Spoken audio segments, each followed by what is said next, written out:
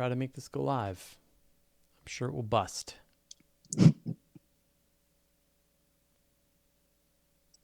Okay, in theory, that worked. But I don't have my headphones on. I am a terrible, terrible YouTube streamer. Okay, we should be live, but of course we expect the audience to collapse the wave function and confirm our existence.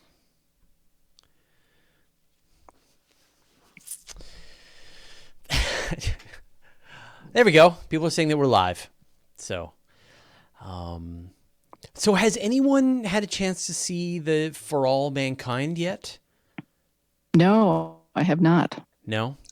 No, I'm not an Apple person. Apparently you can pay for an account. But I guess. It's by the same people, it's Ronald D. Moore who did Battlestar Galactica, right? So I've heard it's good, and they were able to put a lot of historical footage into the show so that it sort of blends pretty well. But then at the same time, the Soviets beat the Americans to the moon, and then the space race is on, like super on from that point forward. So Ian Furkeron. Someone just gave me a way to pronounce their name. That's awesome. Thank you. More people should help me with that. Or just, listen to my hilarious Canadian accent. Mess it up. All right, I'm going to say hi to a bunch of people. Hello to Alex Disblind, Astro B, Ben Kalo, Bob Moeller, Christian Woodland, David Dunn, David Fairweather, Ian Furkeron, Johnny J, Johnny Z, Larry Beckham, Martin Bradshaw, Nancy Graziano, Paranor, PsychoCat749, Raj Luthra, Rick Schwartz, Scott Bragdon, Tom Van Scotter, and Zappan. Hey, everybody. Welcome to this week's Weekly Space Hangout. So, how's your schedule there, Nika? Are you a little sleepy? As always, sleepy, but I have 3 or 4 cups of coffee, so it's fine. I don't know if I would do that. I'm trying to think how I would manage that. If I had to get up, if I chose to wake up at, I don't know, 4 in the morning, 5 in the... Well, we just went through our time zone change. So yeah, we're back to Pacific Standard Time or Standard Time. So that doesn't help. It doesn't. Does it make it an hour worse for you? No, it's the same time for me because we also moved. Oh, you did as well? Okay, all right. Yeah. So no change for me. So it's kind of steady, but fine. I go sleep earlier, try to sleep, and then wake up again, do the show, and go to sleep again. So this was like the first year that I didn't realize that it was going to be daylight savings time. So just like it completely snuck up on me. I just woke up. Some clocks were saying the change time and some clocks were saying the wrong time. And I was like, that's weird. Is it 9? Is it 8? And then I pieced it together that it was daylight savings time. I think it's always a question whether it's useful to change that or to move the time at all. I believe it's super not. I believe it's a deep insult to our bodies and our minds, and it should be thrown in the trash heap. That's my feeling, but I agree. Hear. I agree too. Yeah. All right. I think we can, we can take a vote right here. I think we have a quorum with some binding rules. Should it work, then daylight savings time is outlawed. Yeah. No, I don't like it. I mean, I like it half of the time. I forget the fall one is okay because then it feels like you get an extra hour. But the spring one, when you go forward, you like lose an hour and you're getting up an hour earlier. No, that's not right. And there's no purpose for it whatsoever. There you go. Yamagashi-san says, can we just ditch daylight savings altogether? I don't know if you missed it. We just voted. It's done. We've solved it. You're welcome. Time. Okay, so we're at the 5-minute mark. So why don't we get started on the actual show? Everybody ready to go? Okay. Yeah. Right on. Yep. All right. I'm going to put you back into your separate views. And then here's me. I'll get my intro ready to go.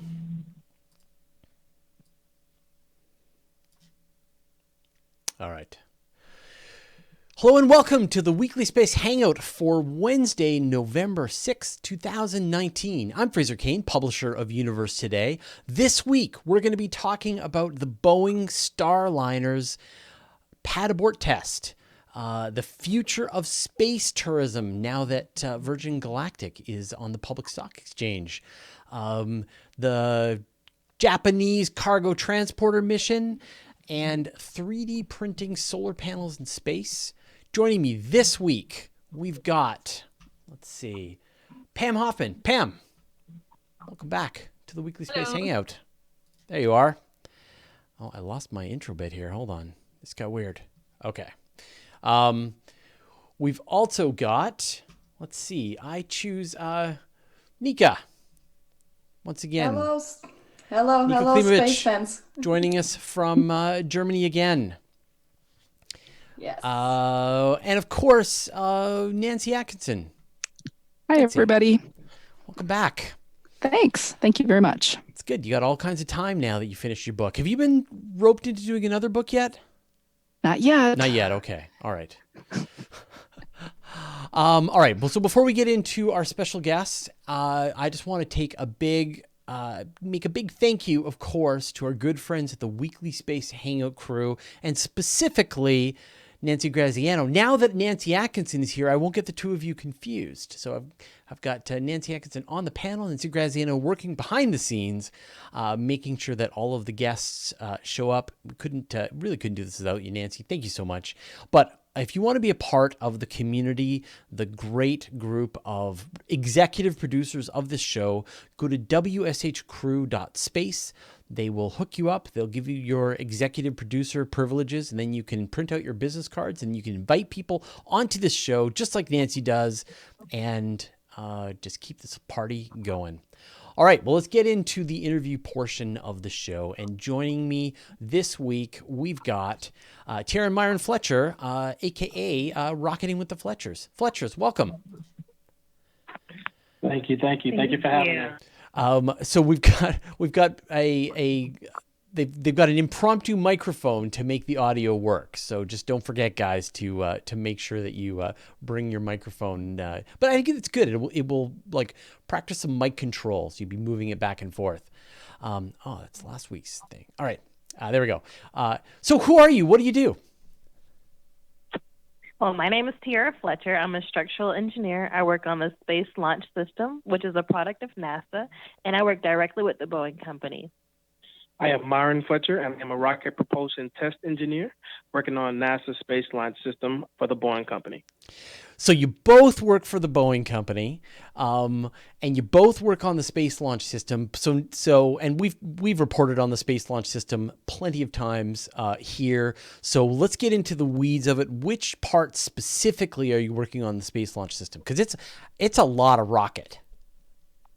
It is a lot of rocket. I specifically work on the core stage. And I work on every part of the core stage. I do everything from anything dealing with propulsion. I pretty much call myself a glorified plumber. I make sure we're able to get the liquid oxygen and liquid hydrogen to the right places. And we do a bunch of tests on the system to make sure that everything is going as planned. All right. Now people... And as a structural engineer... Go ahead. And as a structural engineer, I specifically design and verify parts for manufacturing of the core stage, and that includes specifically the engine section. All right. And so for people who are familiar with the Space Launch System, the core stage is the big orange middle chunk that looks very familiar to the main fuel tank of the space shuttle. So what are the similarities between the core stage as it stands today and the original space shuttle main fuel tank? There are quite a few similarities. Size-wise, we're looking at nearly double the size as the main tank on the shuttle. We're reusing the same engines that we use, the RS-25s. they will have more thrust coming out of them due to the way that we've had the space launch system. But that's where the similarities go away very quickly. You're looking at a 321-foot, rocket versus I think the shuttle was a 200 something or 178-ish feet. So yeah, it's a big difference. Completely different missions. Space shuttle was used for more of the International Space Station supply and exploration, whereas space launch system will be used to send spacecraft into deep space, Mars, Moon, and beyond. So yeah, that's pretty much the differences there. Well, and just to talk about the plumbing for a second, like with the structure, with the design of the original space shuttle main fuel tank, it fed the fuel into the space shuttle, and then it was using those RS-25s to deliver its thrust. But in this case, those RS-25s are bolted directly onto the bottom of the rocket itself. So how does that plumbing, as you described it, change now that the fuel is not having to make this trip through the space shuttle first? Well, it actually makes it a little easier, per se. The rocket, the engines sit at the very bottom of the tank, of the core stage tanks. Speaking of that, today we just made it the fourth engine, so that's positive news.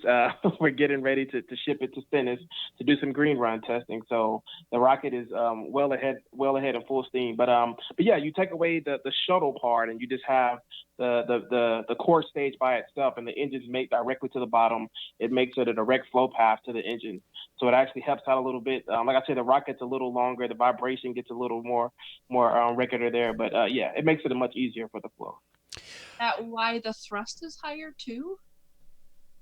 The thrust is higher is because we're pushing more liquid oxygen and liquid hydrogen through it.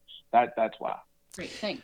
Oh, and I think that's the tragic part of this rocket system is the RS-25s. Those were the rockets that were originally on the space shuttle, and they were reused. And they're like the Ferraris, like some of the most beautiful, high-performance engines that have ever been made.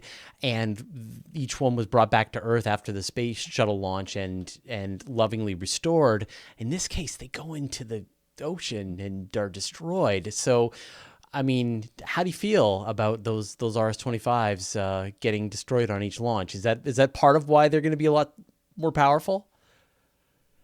Well, no. So it's two parts. You have the ATK solid rocket boosters were 4 segments, and they're 5 segments. So you have more thrust coming from every aspect of the rocket. These are one and done rockets. But I believe for us, that's going to bring about the innovation of how do we become to make things reusable? How do we become to make things sustainable? So knowing that we have 16 engines left, I mean, that means you only have so many missions. So before we get there, I believe NASA's going to have the directive of, hey, we got to come up with new engines.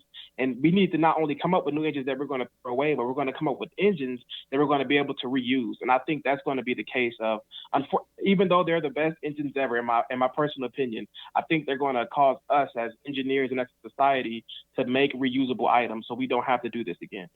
Tiera, we talked about the main fuel tank, and obviously, the orange color, the similar kind of insulation. We've talked about the rocket engines. What are some of the other parts of that core stage that share its DNA with the space shuttle? Maybe some parts that people aren't quite so familiar with. So I think one part that we can't forget would be the similarities to the solid rocket boosters. So the solid rocket boosters, they are supplying the great majority of the thrust. In total, the rocket is going to produce about 8.8 million pounds of thrust, and only about 2 million of that is coming from the RS-25s, and the rest of it is coming from the solid rocket boosters. And, I mean, with a rocket that powerful, 8.8 million pounds of thrust, what kinds of capabilities does this give NASA? What can be accomplished with a rocket that powerful? I'm very glad that you asked that question. So I know that you've probably heard of the Moon to Mars Directorate. And of course, we plan to go to Mars. So in the 2030s, that's our goal, to send humans to Mars. And one to answer the question, International Space Station is a prime example. Over 230 plus missions to build the International Space Station. With Space Launch System, you could take all the cargo in less than 5 missions. So you go from 230 missions to 5. So that just shows you the magnitude of payload that Space Launch System is able to take into orbit. So that's the difference. You take 230 missions and knock it down to 5. So. So, yeah, and with with this configuration, with the first one, with the Block 1, I forget what the launch capability to low Earth orbit. It's in the 60s, 70s range. But with the once you get to the Block 2 and the later versions of that, it's going to launch a ridiculous amount of mass into space. Correct. Block 1 will be 70 metric tons. Block 2 will be 130 metric tons. And that's bigger than that's more than the Saturn V. Yes, it is. That's just crazy. Are there? I know that in the short term you've got the Artemis mission, you've got potentially the Europa Clipper. Are there even things to throw into space that are that heavy? Well, one of the things is we're talking about creating a deep space habitat, right? So that's kind of like an international space station further into the space. So yeah, there are missions out there that we have that NASA could give us that we could easily. The rocket's evolvable, so whatever NASA throws at it, it's going to be able to do it for deep space. So I have a question. I worked at Boeing when we were doing the Delta program, and they spun off all their rockets. So why do we have a rocket at Boeing again? I'm very curious about that. What was the reasoning to bring back a rocket? So this is the whole reason for Space Launch System. Like you say, the Delta IV program started because the government said, hey, we want to go to the private sector and start bringing in private sector to do International Space Station resupply missions. And so that's why the Delta IV and the Atlas V are used for now. That's actually a joint venture between Boeing and Lockheed Martin. Obama came into the office and said, hey, NASA, I don't want to focus on the International Space Station. I want to focus on deep space. And that's where the space shuttle program ended. And he said, I no longer want the government to spend money funding these programs. I want the private sector to do it. And that's where Blue Origin, SpaceX, Virgin Galactic, all of them spun off and Sierra Nevada and went out and said, hey, let's build, reusable, space, shuttles so we can get humans back and forth and resupply missions back and forth. Where NASA said, we're going to go and focus on deep space. What NASA did differently for Space Launch System was said, hey, let's work with the prime contractors who have the heritage for Apollo, Saturn V, International Space Station, and let's get them to work together in a collaboration. And I call them the four amigos. You have Boeing, which is responsible for the core stage, ATK Rocketdyne, which is ATK, it just switched, I forgot, ATK Aerojet, something like that. Right. ATK responsible for the solid rocket boosters. Lockheed Martin is responsible for the Orion capsule. And then you have a few other groups in there that are responsible for different particles as far as the European Space Agency, European Space Adapter. And so you bring 5 different companies together to build one rocket. And that helps the government because these companies are bringing their own money and their experience into the programs to make it a linear system for the government. So that's kind of how this program spun off to go to the private sector. As I recall, Boeing got it from the McDonnell Douglas. So I think that was originally with McDonnell Douglas. Correct. Yeah. So yeah, McDonnell Douglas did all of the Apollo, Saturn V, all that good stuff. Boeing bought McDonnell Douglas, I forgot how many years ago, but all that engineering merged over into Boeing.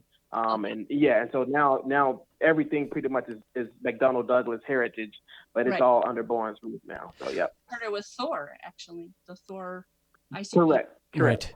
Tiera, I know you guys mentioned the state of reusability, and obviously Elon Musk is now taking all the glory with the landings of the Falcon 9 and the plans for Starship and all of that. But even Blue Origin and all various rocket companies, even Electron, said they're going to go reusability.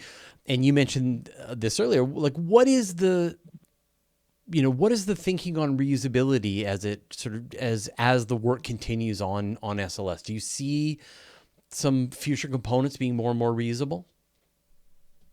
I do, because of the missions that we have as far as trying to create a stronger stance on the moon and then other deeper space missions, we're going to have to look into reusability. When you're looking at cost, we're looking at efficiency and so many other effects that are very important in order to make those things happen. So if we're trying to go to the moon, we're trying to create the NASA gateway. There's so many different factors that's going to be a cause for reusability. Yeah, I want to see that core stage, do a powered landing. That's and save those RS-25s would be nice. So I would like to talk about the other project that you guys are working on. You have a whole Facebook campaign, Rocket with the Fletchers. Can you explain that to us? Of course. So Rocket with the Fletchers, our main goal is to motivate. In motivating, we're looking at students and we're trying to promote STEM. And under that as well, we want to mentor, tutor, anything that we can to let kids know and adults alike that, hey, you can achieve your dreams no matter what age you are, no matter your background, where you come from, and so forth, that you have the capability to succeed. So we want to formulate a nonprofit in order to push that forward. We do speaking engagements, and you can always email us, contact us via Twitter, Instagram, Facebook, of course. And we also have a book coming out called Wonder Woman of Science. It'll be published in 2021. And feel free to just reach out to us. I mean, do you, based on your experience with, going to get your, in one case, astrophysics degree, aerospace, and navigating that, what is like the course of action that you recommend to younger people who are inspired by what they see and they want to know where to go and what to do? What's your recommendation? I would say no matter how young you think you are, you're never too young to start on your dream. I started on my dream at 11. Myron, you started on your dream at like what? 6? So, it's like you joined Boeing at 11. Yeah. We had the passion for aerospace engineering at very, very young ages.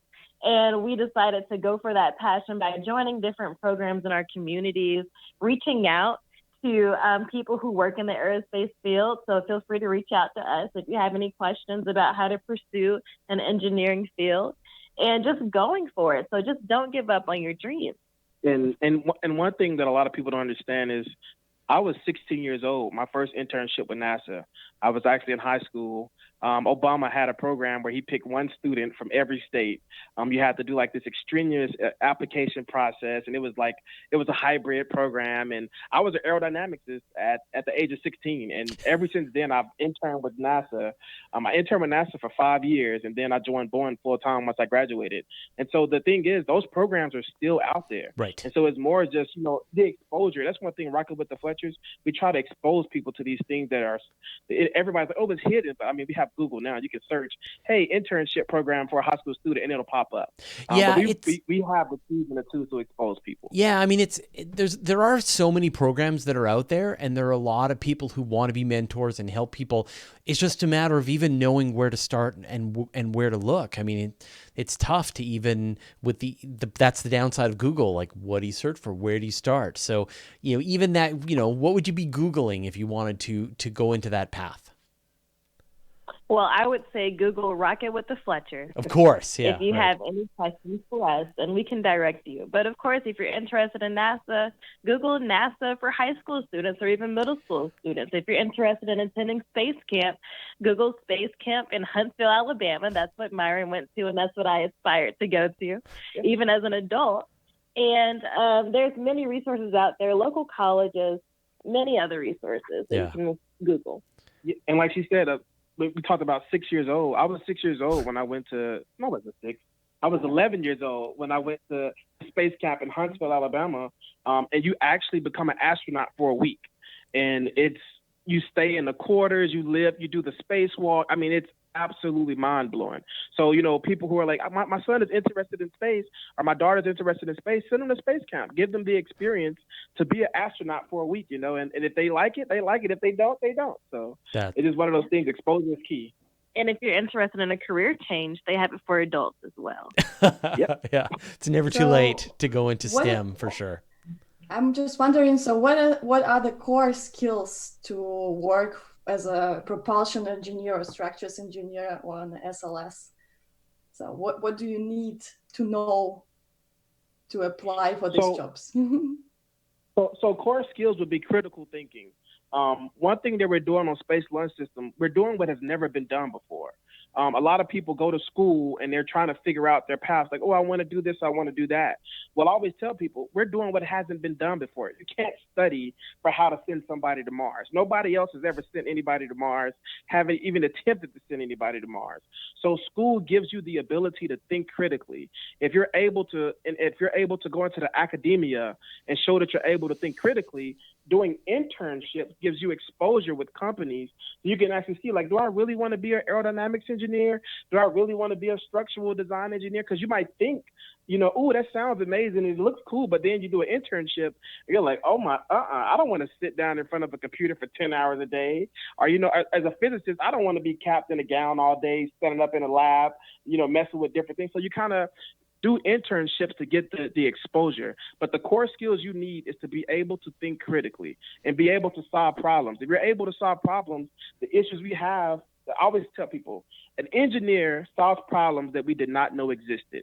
And that is the definition of an engineer. If you can solve problems that you don't even know existed, I think you'll be set up great for success to do anything you want to do, not just be a rocket scientist. So, where should people go if they want to find out more about what you're working on? Rocket with the Fletchers? Yes. Find us on Facebook, Rocket with the Fletchers. You can find us on Twitter, Instagram, type in Rocket with the Fletchers, and that is rocket as in the video. I mean the vehicle, not video. Rocket as in the vehicle, Rocket with the Fletcher. Feel free to contact us, read more about us, and hopefully we can connect with you soon. Wonderful. Thanks a lot for joining us on the Weekly Space Hangout today, and good luck with both projects, especially that rocket. I want to see that thing fly. Thanks, guys. Thank you. Thank you so much for having us. Have a good night. All right, let's move on to the news portion of the Weekly Space Hangout. Let's see, who is that? Pam, what do you got for us? Hey, yeah, thanks, Fraser. And you remember I talked about the transit across Mercury last time? That's still happening on Monday. Monday, yeah. Great. Where do you have to be able to see it? Anywhere in the United States works, except like here in Southern California where I am. We're not going to see the first couple of hours. We'll catch the transit as the sun rises about 7 a.m. Of course, the time changed. I have to figure that out again. And then we'll see it for just about 3 hours. But if you're on the East Coast, you're going to see the whole entire thing. And I would check your local area exactly to find out what time it starts for you, where you are, that kind of thing. But it's a 5-hour transit. Yeah. It's just very rare. So I definitely recommend looking into that Monday morning early, especially for us. It's going to be sunrise. Right. And it's a tougher one to see than the Venus one. Like, I remember with the Venus transit, you could do like even just a pair of binoculars to cast a shadow or a pinhole, things like that. Right. Mercury is smaller and farther, and so it makes a much smaller dot as it passes in front. So ideally you want some kind of magnification, but you don't want to look at it with your eyeballs. So you need to do a little more thinking. Be a little more careful to see it. Telescope, and the bigger the better. And then definitely use solar filter material. Anything like with the eyeglasses, not really going to help you. Well, because you need to have the solar filter material on the front end of the telescope, not over the eyepiece. It is not safe to have it on the eyepiece side. It has to be a big chunk that blocks the entire input of the telescope. So it's exactly. Yeah, it's tricky work. I wanted to talk about something different, and you know me, I want to tell people what they can do, things that they can actionable, stuff they can take action on. And today I'm really excited to talk to you about this merger with Virgin Galactic and Social Capital Sophia, SCH for short.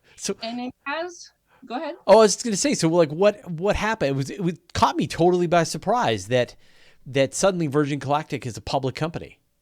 No, this is something they've been wanting to do for a long time. And this SCH company, Social Capital Sophia, is all about merging technology, finances, that kind of thing. So they're very much in their wheelhouse.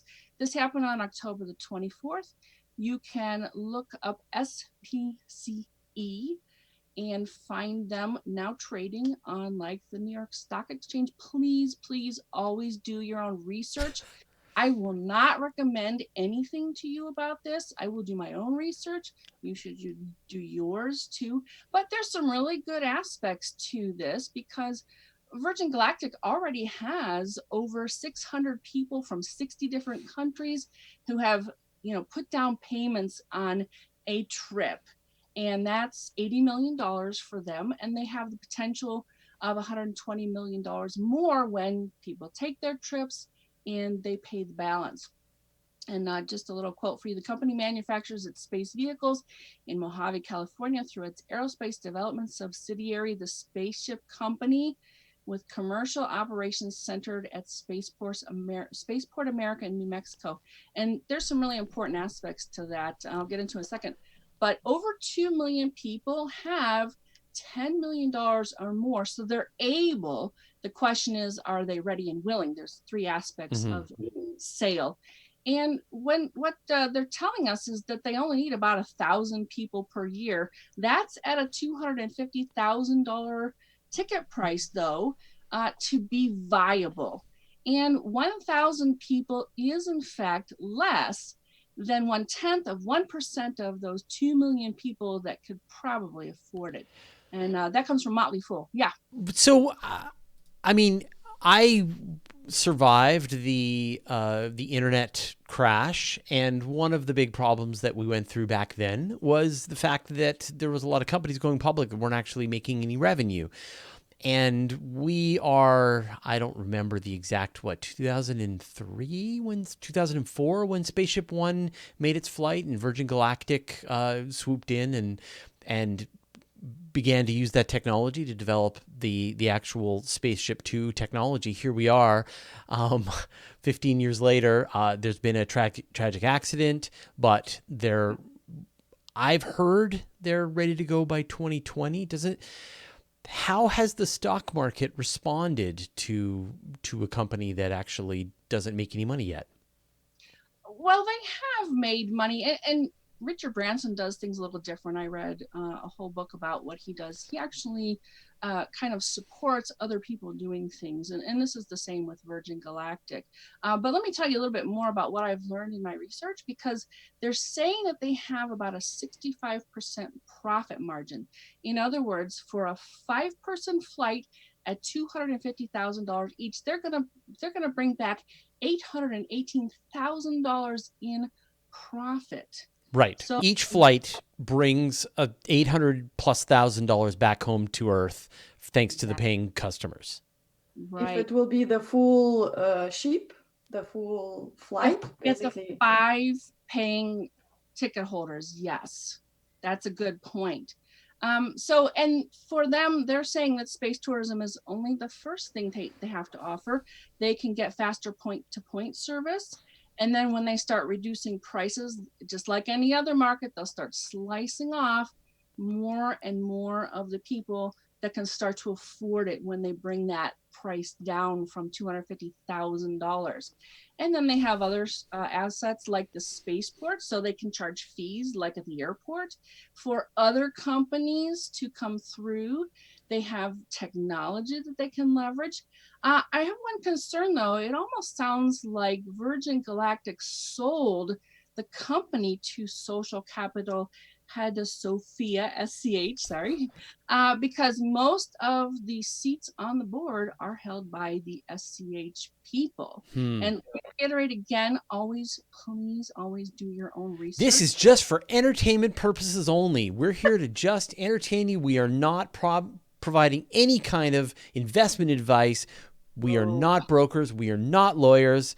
We are just space science journalists, and barely that. So please do not take actionable investment advice on anything we say. No, I just want to present to people things that they can do. And this is something you can do now. You could not before invest in this kind of a company. And I'm really looking forward to actually getting a hold of the Fletchers and talking to them more about what they're doing. Yeah, a lot of everyday spacer kind of. Yeah, I mean, unfortunately, you can't invest, or fortunately, you can't invest in SpaceX because it's a private company, and Elon Musk has said that he's never going to take SpaceX public. I think he learned his lesson with Tesla, but also because that would interfere with the plans of settling Mars. Right. I learned a hack, which is that if you want to, you can invest in Google. Google owns some shares in SpaceX. And so if you buy shares of Google, you can actually, through a roundabout way, own a little bit of SpaceX if you want. So if you really need to own some SpaceX, you just need to buy some Google. Great tip. Thank you. There you go. Yeah. But again, purely entertainment, not investment advice. Always do your own research. Always do your own research. That's what they say. I would recommend that even if you do have a financial planner, they do not have your best interest in heart. They have their own. Oh, there you go. But can I have a last question? So did you read something about the New Origin with New Shepard as a competitor to the Virgin Galactic? Yeah, but one of the things that they're saying is they're a few years away from doing what Virgin Galactic is on the precipice of doing. So it's a bit of a distance between the two. Yeah, so the New Shepard, they're gonna fly. They're saying they're gonna fly by 2020, and it is, like the Grasshopper, thing's gonna fly up, give people some weightlessness, and it's gonna return back and propulsively land back on the landing pad, and hopefully they're gonna be ready for next year as well. So. That surprised me too. Virgin Galactic is going to have an orbit of 90 minutes, so it's not just a hop.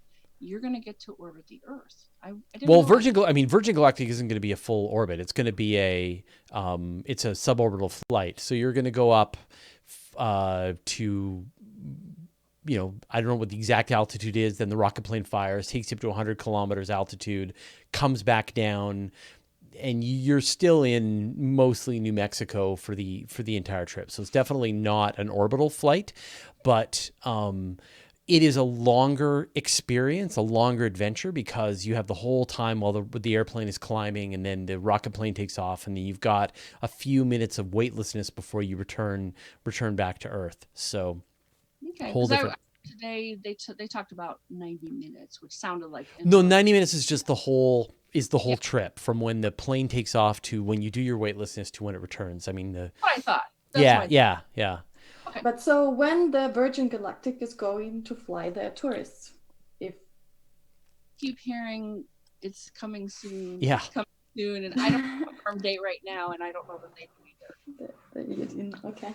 Stay tuned. Yeah, sometime next year, soon.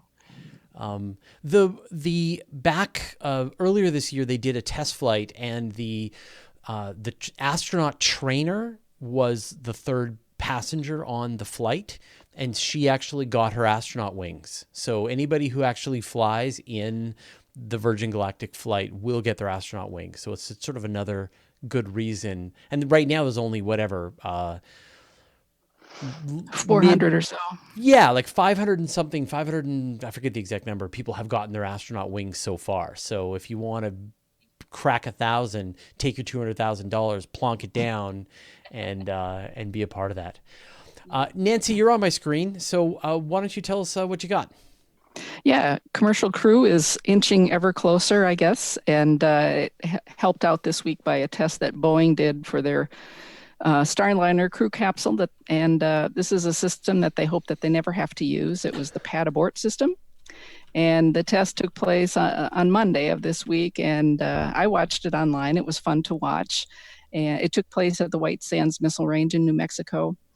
So this abort system would be used in the event of some sort of catastrophe during launch, where the capsule would need to be jettisoned away from the rocket. And this one, I mean, it shot off of the launch pad. It went from 0 to 650 miles per hour in just 5 seconds. So that was good. That was fun to watch. So the capsule actually launched from a stand on the ground, and they tested out for their abort engines and some of the maneuvering and attitude boosters. And it all worked well, except for one minor detail. Only 2 of the 3 parachutes deployed. And from what I could see, it's not like it deployed and didn't unfurl correctly. It just didn't shoot out at all. But you got the video here. Cool. Yeah. But both Boeing and NASA said that just the 2 parachutes opening was acceptable for the test parameters, and they think that it'll work and be fine for crew safety if that would happen during an actual and abort. I'm curious what the crew would say about it. Oh yeah, I know. Yeah, the 3 astronauts that are part of Boeing's crew contingent, they were there at the test, and they seemed happy afterwards. I mean, it did land successfully, and it was fun to watch it because the Starliner is going to be able to land on land. So during the test, the service module was jettisoned because it's a setup, the Apollo command and service module. And so the service module was jettisoned, and that ended up just crashing onto the desert floor. And then the heat shield was released, and then airbags inflated. And the Starliner just lightly touched down on these airbags beneath its parachutes. So that was fun to watch because besides the Russian spacecraft that kind of lands really hard in Kazakhstan, that's the only land landing that I've seen. So this was fun to see.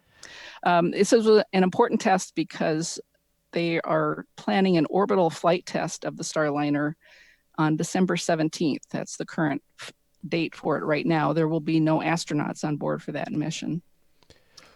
So where are we now then when we compare the status of SpaceX with their Crew Dragon and Boeing with the Starliner? I mean, Crew Dragon's already flown to the space station. Right. Yeah. And, and just SpaceX tweeted on Monday, they said, oh, by the way, all of our parachutes tests have been successful. So that was just a little dig. But from what I understand, though, they haven't really fully tested their complete parachute system. They've only done like 1 parachute at a time. There was a cool video. I think SpaceX tweeted it out, and it was just so they deploy the parachute out through the back end of an airplane, and it so it shoots out and then it deploys, and then it's got a weight on the bottom, but it's a really cool video. So check out SpaceX Twitter feed on that. Yes, I think I'm not sure exactly when SpaceX is planning their next test flight. Does anybody? I think it's in December as well. Okay. If I'm not wrong, either December or later in spring. Yeah, I know it's coming up relatively soon. So this would be another unmanned or uncrewed test flight. So, but by the way, I'm not sure about it. I think maybe it's even manned. Okay. Crude. All right. Crude. Yes. Crude. Yeah. So very crude. I don't know that. Yeah. The date. It's all. I mean, I know that SpaceX is. I mean, I think they're both now targeting 2020. Yeah. I think so as well. Crew Dragon is farther along, and as you said, they tested their parachutes as well. They're farther along, and I think Elon Musk did an announcement. Jim Bridenstine came to the SpaceX facility, and they did a shared live stream together, and seemed very chummy, and reiterated their plans to continue with Crew Dragon. It's got to be a huge frustration for the United States not being able to launch human beings to the International Space Station. Yeah, it's a frustration of their own making, though, and so they're just going to have to deal with it because that was the plan all along, and not funding SLS and all of that stuff is just part of the issue, I guess. So Unc Willie is saying DM2 is first quarter 2020. So yeah, I think that's what we're saying. So I think we should see both Starliner and DM2 from Crew Dragon take flight sometime in early to mid 2020. But I mean, there could very well be more delays. Right. So yeah, be prepared for that. And then SpaceX will be launching a Falcon 9 for the next batch of the Starlink satellites. Here we go again. I know all the astronomers are really excited for this one. Yeah. Yeah, and they did a static fire test this week, and that all went well. So I think they're going to go ahead for the launch on November 11th. That'll be from Florida, and I'm sure it'll be online and available to watch. It's always fun to watch a launch. Yeah, and so that'll be the second launch. And there's a couple of interesting firsts for this one. So it's going to be the fourth reuse of a single rocket, which is one thing that's interesting. And then it's going to be the first time, if they pull it off, that they'll recover both halves of a fairing. So the plan is to try and catch both halves with their two ships, Miss Tree and Miss Chief, I think.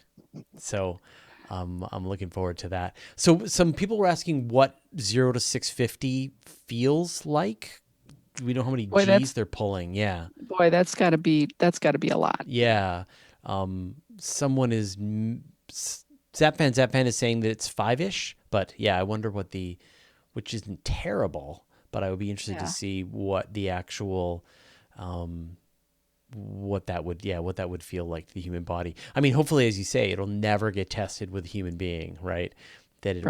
Only dummies will have to do that. Oh, and Uncle is also saying, and a reused fairing.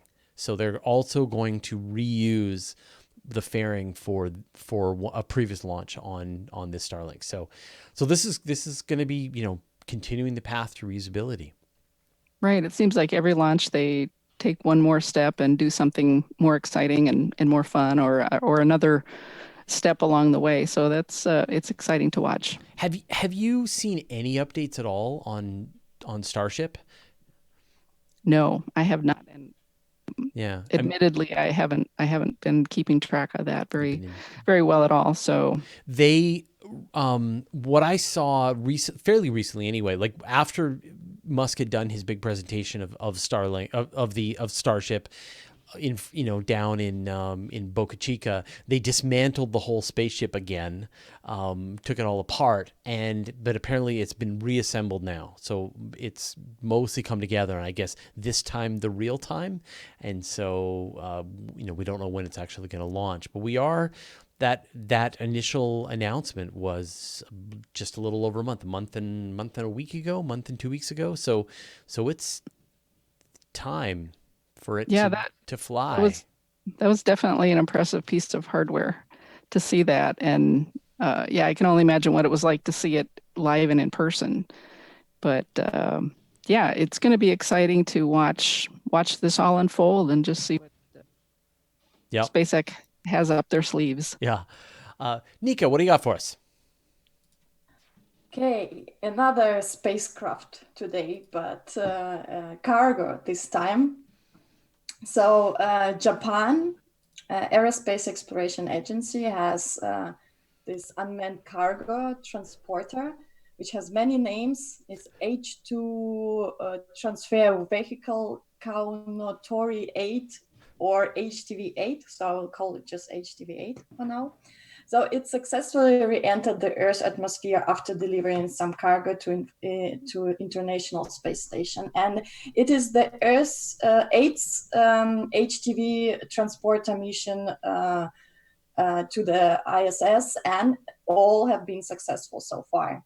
So the vehicle delivered around 6,000 kilograms of cargo, and including indispensable for ISS operation cargo like water and food, some experiment devices for Japanese experiment model, and some batteries that only HTV transporter was capable of carrying because of the size.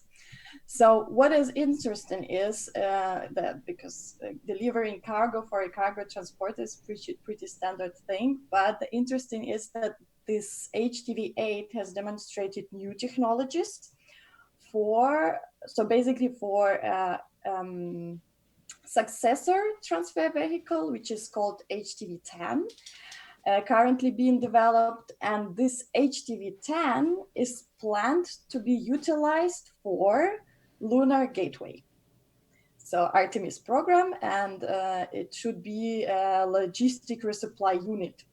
So Artemis program, again, it's NASA's plan to return people on moon by 2024. So the technologies that were tested on HTV-8 was the resupply rack with greater payload capacity and a new star tracker. Further technologies will be tested next year on the final HTV-9 mission, and in 2022, hopefully, the HTV-10 with a payload capacity of 7,200 kilograms should be ready for launch. So Japanese are successfully moving towards their goal to deliver a resupply unit for Lunar Gateway, which is good news. It's interesting. I mean, all of the emphasis is normally on NASA, but there's all kinds of spacecraft flying to and from the International Space Station all the time. There was a Cygnus. There was a flight went yesterday carrying cargo up to the International Space Station, and as you said, the Japanese have delivered. This is the 8th of their cargo spacecraft. The European Space Agency has their robotic deliveries as well as of course the Soyuz and the Progress that go up fly up to the station, as well as the Dragon. So it's a busy place. Moon's to be getting some attention too now. Sorry, which was that? The moon seems to be getting more attention now too. The Chinese and the Israelis. It's fabulous. Yeah. I mean, we are definitely having our space exploration Christmas now. It's all happening, which is great.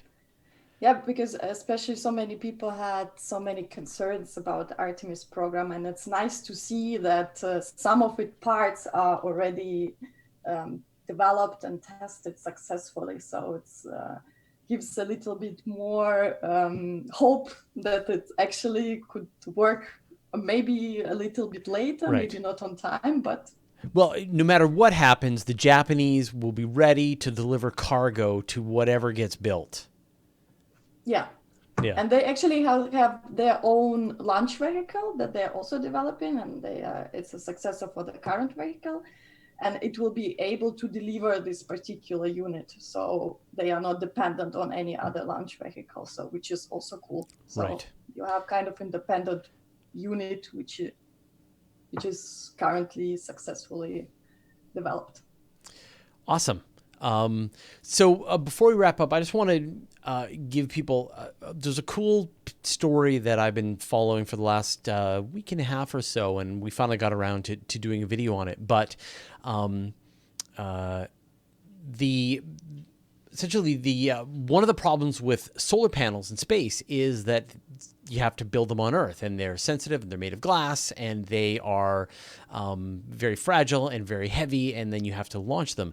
And that's the current kind of solar panels that everybody uses are these ones that are made of sandwich layers of gallium arsenide, and they can get a lot of energy efficiency, like up to 35%, and that's there's a 3-layer version of this, and NASA has even pioneered 4 and 6-layer versions of these solar panels. But there's this whole other kind of solar panel technology that's just in development right now called perovskite? Yeah, perovskite. And this stuff, it's a crystal that can be sprayed down. It can even be printed with an inkjet printer. And the more of it you create, the more of a solar panel that it is. But it's not as efficient as a regular solar panel. It only gives about, say, 10, 12%. So, but now there's like a group out of the University of California Merced, who have developed a methodology that they think is going to work for space. And the downsides of this technology for here on Earth is it's sort of broken down very easily by moisture and oxygen in the atmosphere. But out in space, that's no problem. And so they figure that 1 liter of the liquid that they use to print these solar panels can print a football field sized solar panel in space. And NASA has actually given them some funding to do some development of this, and we could see a version of this technology fly probably in the next couple of years to the International Space Station for some testing. So when you match this with some of the really cool 3D printing technology that's under development, you can imagine future satellites flying with no solar panels. And then they 3D print their solar panels and spray them with actual this perovskite solar panel technology as these things are extruded out and extended out as big as they need to be. So it's kind of a neat next step for us to move towards this idea of manufacturing and construction of space vehicles in space. And so I'm always excited whenever I see one of these technologies come together. So, like I said, we're going to be doing a video on this in the next couple of days, but I just wanted to... Do I understand it right? Is it just one layer of these crystals? Yeah. So you can else? do them as multiple layers and get higher and higher efficiencies. And in fact, some of the researchers are able to use just a standard inkjet printer that is like a multicolor inkjet printer, and they can just pull out the inkjet modules, put in different versions of the perovskite material, put it into the inkjet printer, and then trick the printer into printing multiple layers of this stuff onto whatever is the underlying surface to generate solar panels of whatever size they want to print. So it's still very early days, but people have been able to figure out how to make this stuff a lot more stable. Just today, there was another piece of a news release that came out of Rice University that they've been able to develop stuff with less impurities and more power generation and more stability in humid environments. And so we may shortly get to this time where every building is just sprayed down with this perovskite material to then turn the whole side of a building into solar panels. So and that's the size of the space station. It's basically So 1 liter of this liquid, of inkjet printed liquid, would provide as much size as the solar panels on the International Space Station, but not at the same efficiency. So Pam, you're on my screen. What are you working on, and where can people find more? I wrote the first book I told you about last time. I have started the follow-up version, and this is 15 simple ways. The next one is 15 more things you can do to get personally and directly involved in space exploration, science, and astronomy yourself. So I'm really looking forward to getting that one out. Fingers crossed it doesn't take as long as the first one. Thanks for asking. Yeah. And where can people find out more about what you're working on? Yeah, right now this book is on Amazon. I have 6 meetups across the country, and I do a lot of different events here in Southern California. I started a new class. It's getting fun. Awesome. Gonna be a lot of places. So yeah. Nika, what are you working on? I'm currently organizing a lot of events, and the more events I organize, the more ideas, great ideas are coming. I'm like, oh my God, how am I supposed to handle all this? Because it's just, the people are coming. You just have to work harder. Yeah, maybe. That's all. That's my strategy. Is you just keep on working harder. Yeah, so it's actually very, very exciting. The last one was like basically a hobby group for CubeSat development. So basically, people who just whatever professions they have, they just meet and try to build the CubeSat just for learning purposes, basically. So I love it, and basically everything what I do, I try to post on Twitter, Veronica Space with A. Right. So nice one. If you want, you can see there. And Nancy, what are you working on? Well, I'm still in book promo mode. So 8 Years to the Moon, The History of the Apollo Missions is my book that came out this summer in time for the 50th anniversary of the Apollo 11 mission. I've been going around the world and talking about my book and talking about the people who are part of the book, the behind the scenes engineers and people who worked on the Apollo missions. Well, we're now just over a week away from the anniversary of the Apollo 12 mission. So this party will just continue. it'll keep going for a while. So that'll be exciting. And I do have a couple of articles planned for Universe today. Right on. So you can see me there. And I have been writing for Ad Astra, the magazine of the National Space Society as well. Excellent. All right. And as I mentioned, of course, we've got that video coming out tomorrow. So, on Friday about solar panels. So stay tuned on that one. Thank you, everybody, for watching us tonight. Thanks to our special guests. Really appreciate everybody watching, showing up. Thanks to the moderators. Special thanks, as always, to Nancy Graziano for herding and organizing all the cats. If you want to be a part of the great community that we have, go to wshcrew.space and they will hook you up. Be a part of the chat that's down. Well, you got to go right through Nancy's head and then down to the chat that's down there at the bottom of the screen. But and we will see all of you next week. Thanks, everybody. Thanks for Bye. Bye. And stop.